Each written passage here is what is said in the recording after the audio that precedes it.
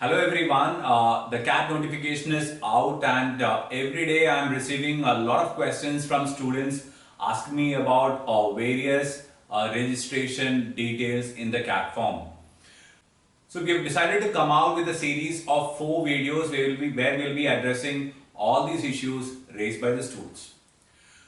These videos will pertain to 4 different areas. The first one being the educational qualification and details related to education. The second being details related to work experience. Third one is details related to reservation. And the last one will be general doubts that people have posed to me in my inbox. So let's start today's video with the first and the most important area of CAT registration, which is education qualification.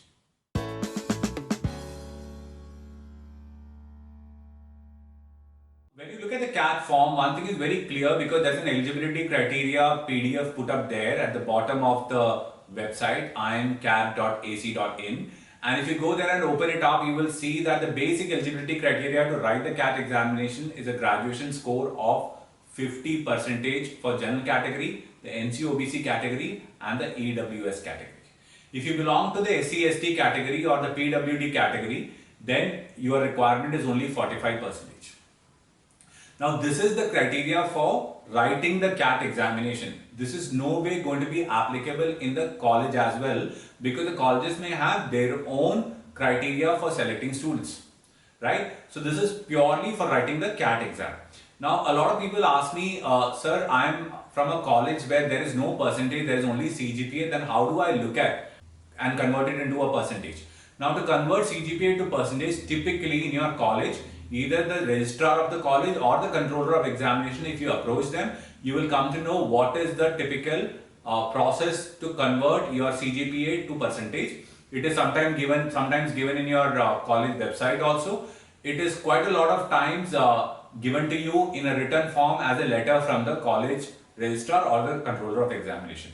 Now let's say if you go and approach your college and the college says no, there is no such conversion, then in the CAT eligibility criteria and in the FAQ section, in both the places they have put it up very clearly that then you can, if there is no such criteria, then you can calculate it as whatever is your CGPA divided by the total CGPA multiplied by 100. So direct percentage calculation can be done like that. But if your college already has it or a university already has it, please do collect that letter from the university, because that will become very important, because the wrong calculation of CGPA or a conversion of CGPA to percentage may later on be detrimental when you go to the interviews.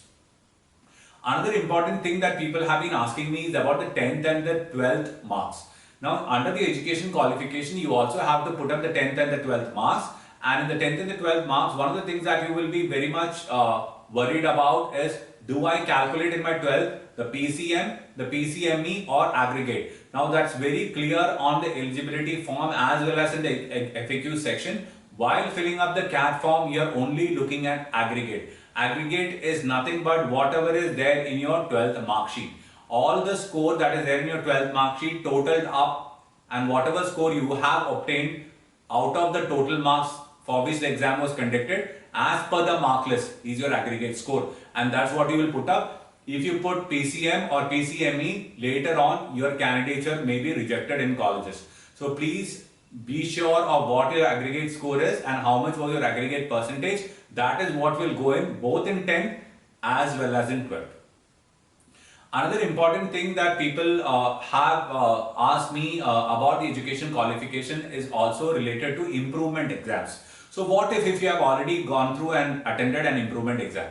Now if you have attended an improvement exam in your 10th or 12th, then you can be very sure that you can use your improvement marks while you are filling up the CAT form. That is allowed. And if you have applied for an improvement in CBSE or ICSE and you have got a separate mark list for that, please use that to apply for your CAT and calculate your aggregate score based on that improved score that you have in hand. There are few people who message me who are in MSc integrated program, MTech integrated programs, where they were concerned about the graduation score and how do you look at the graduation score. Now your graduation score is dependent on how the college treats that score as. Most of the integrated program, the first 3 years will be considered as the graduation. So check out with your college as to whether they can give you a separate mark list for the 3-year program and then later on the next 2 years, because the next 2 years will be then considered as a post-graduation for you, right? So it's extremely important to go back to the college, check it out with the college. All the colleges will help you out with this. So you don't have to worry about whether my college will help me out with this or not, but they will, and there will be a written format available to be submitted to CAT also if it is required at a later stage. Please do approach the college registrar or the college controller of examination for all such queries, because we have seen that in most cases it gets resolved there itself. So the last thing I would like to leave with you is that when you are looking at your graduation, be very clear of what your graduation is all about. We have had cases of people applying to CAT and writing, instead of BTech, BSc Computer Science, instead of BTech, they have just put Computer Science, and then they have got a call from one of the colleges because BTech and BSc program, if you look at BSc's cutoff goes lower. If such a thing happens, then you can be rest assured that your candidature when you go for the interview will stand cancelled. So choose your graduation correctly. Don't make any mistakes in the form. Any mistake in the form can be detrimental because you can't change it later on. You'll have to again fill up the form by paying another amount, or if the deadline is over, then that entire form is going to go waste, because when you go for the interview, your candidature may get cancelled. Now let's say if you have still made a mistake in the form and you are not able to correct it, please do write to the customer care and they will let you know whether you need to fill the form once again, or can you just send them a mail and ask for a correction. In most cases they don't do any correction, they'll ask you to fill up the form again, but you should definitely approach the customer care before you decide not to fill up another form. Okay, so make sure that you are very careful while filling up the form. Education qualification is an important part of selection process in all the IIMs. If you make a mistake there, you will not be able to correct it at a later stage. So in the next few videos, we will look at work experience, we will look at reservations, and we will also look at other concerns that have been raised by students. So if you have any concern, do put it onto the comment. I will take up that in my upcoming videos. Thank you so much. Please do subscribe the channel.